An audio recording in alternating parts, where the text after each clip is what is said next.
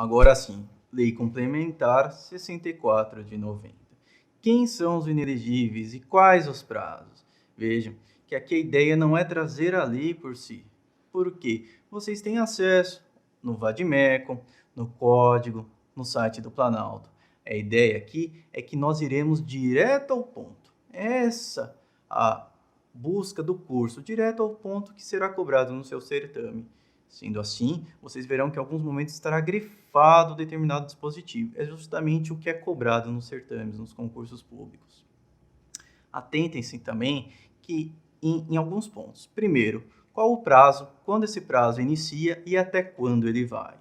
Também observem, atentem-se qual a causa de inelegibilidade e também que alguns dispositivos estarão escritos assim: mediante decisão transitada e julgado ou por órgão colegiado, ainda que não transitado e julgado.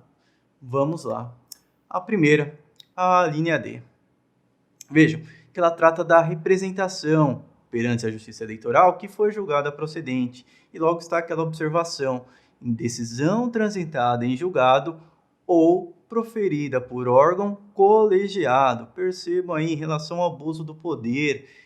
Essa pessoa estará inelegível na eleição pela qual está concorrendo ou que tenha sido diplomada, bem como para as que se realizarem nos 8 anos seguintes. Perceba, então, como ela é extensa, como ela prolonga a inelegibilidade. Só que temos uma mais longa ainda, é a próxima. Trata-se da linha E. Veja, desde a condenação até o transcurso do prazo de 8 anos após o cumprimento da pena. Trata dos crimes. Veja, então o sujeito ele é processado criminalmente ao trânsito em julgado, ele é condenado ao trânsito julgado, à suspensão dos direitos políticos pelo artigo 15, inciso 3 da Constituição Federal, ele cumpre a pena e ainda ele ficará mais 8 anos após o cumprimento da pena inelegível. Alguns crimes que estão aí na linha E são de fácil percepção, por exemplo, o tráfico de entorpecentes e drogas afins. Outros não. Perceba, de redução à condição análoga de escravo ou ainda contra a vida, tudo bem, mas contra a dignidade sexual. Então, percebam nesses que estão grifados para vocês. Perceba ainda que no item 1 fala-se em patrimônio público. Se você para a sua leitura aí, nossa cabeça vai ficar: então patrimônio privado não causa inelegibilidade. E aí que está. Causa, porque está separado no item 2, patrimônio privado. Continuando, vamos tratar da linha F, daqueles declarados indignos do oficialato ou com ele incompatíveis e pelo prazo de 8 anos. E uma observação aqui. Nós estamos tratando do inciso 1 do artigo 1º da Lei Complementar 64 de 90, chamada de inelegibilidade absoluta, porque ela é para todos os cargos, para qualquer cargo. Prosseguindo, a linha G é interessante, nós tratamos sobre as contas aqui. Segundo o STF, não é permitido o julgamento ficto das contas relativas à inelegibilidade que estamos tratando. Não é permitido pelo decurso do prazo. Também, segundo o STF, as contas do prefeito, seja aquelas tratadas de gestão ou de governo do prefeito, elas serão apreciadas pela Câmara Municipal. O Tribunal de Contas, ele emite um parecer, mas esse parecer é meramente opinativo, ele não é vinculativo e ele pode ser afastado por 2/3 dos vereadores. Percebam aqui que nós tratamos nessa linha G de ato doloso de improbidade administrativa, ato doloso e não culposo. Lá na Lei 8.429 de 92, nós temos uma hipótese de ato culposo, mas não vem ao caso. Verifique aí no curso trilhante, tem uma aula de improbidade administrativa. Também em relação à decisão irrecorrível do órgão competente.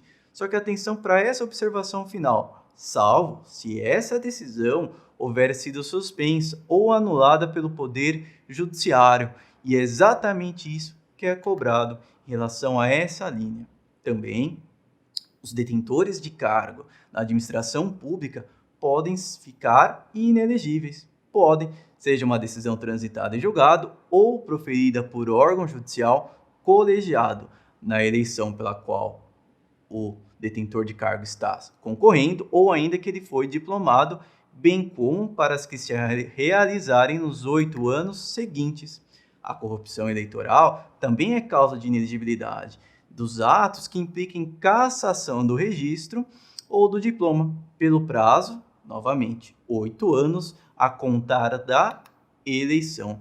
E muitas vezes nós vamos com a ideia do direito constitucional, que a lei orgânica do município não é Constituição, é ok, mas aqui nós estamos falando sobre inelegibilidade. E veja que, caso de violação da lei orgânica do município, desde que presentes os mais requisitos da linha K, também haverá inelegibilidade, e ela é, novamente, de 8 anos. Atente-se a isso. A linha L também é muito cobrada.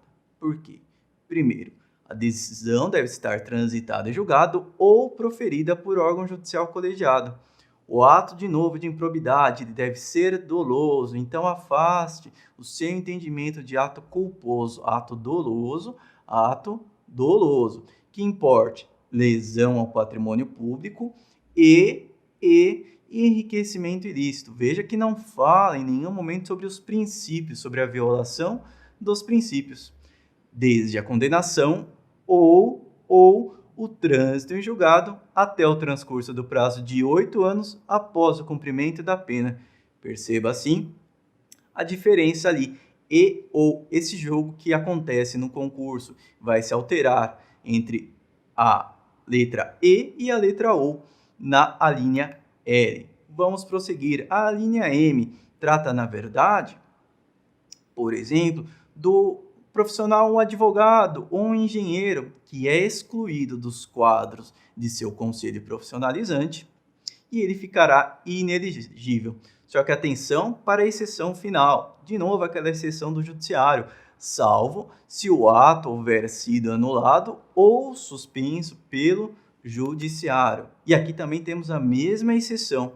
Perceba, aqui a gente trata dos que foram demitidos do serviço público. Demitidos do serviço público pelo prazo, a inelegibilidade de 8 anos contados da decisão, mas temos a mesma exceção, salvo se o ato houver sido suspenso ou anulado pelo judiciário. Atente-se para essa exceção.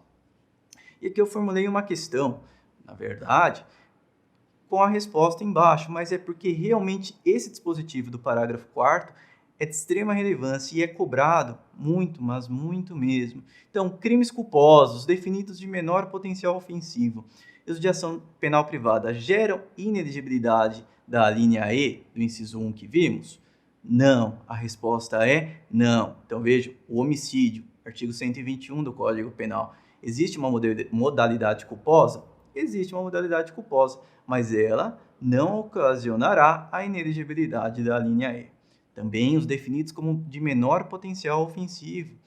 Lei 9.099 de 95, o crime que tem a pena máxima abstrata até 2 anos também não gerará essa inelegibilidade. Por fim, os de ação penal privada. Ora, o Código Penal, no artigo 163, tem o crime de dano.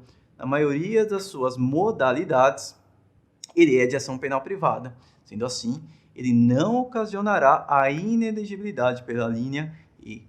Também, caso a Justiça Eleitoral reconheça fraude, a Lei Complementar 64 de 90, não ocasionará essa exceção relativa à linha K. Então, a pessoa será considerada inelegível. Por fim, algumas súmulas, mas a mais importante aí desse seu slide é a 9, porque dá a ideia da suspensão de direitos políticos decorrente de condenação criminal transitada em julgado, ela cessa com o cumprimento ou a extinção da pena. Ora, extinção da pena, sem ser cumprimento da pena, prescrição da pretensão executória, por exemplo, independe da reabilitação ou de prova de reparação dos danos. Então, muitas vezes a gente pensa, direito criminal, reabilitação, precisa da reabilitação, precisa, não. para a inelegibilidade, para o TSE, para a suspensão dos direitos políticos, não precisa, independe, basta o cumprimento ou extinção da pena. E por fim, a súmula 69, que trata das alíneas J e H do inciso 1, atente-se que ela tem termo inicial no dia do primeiro turno da eleição e termo final no dia de igual número no 8º ano seguinte. Bom, era isso. Até o nosso próximo encontro.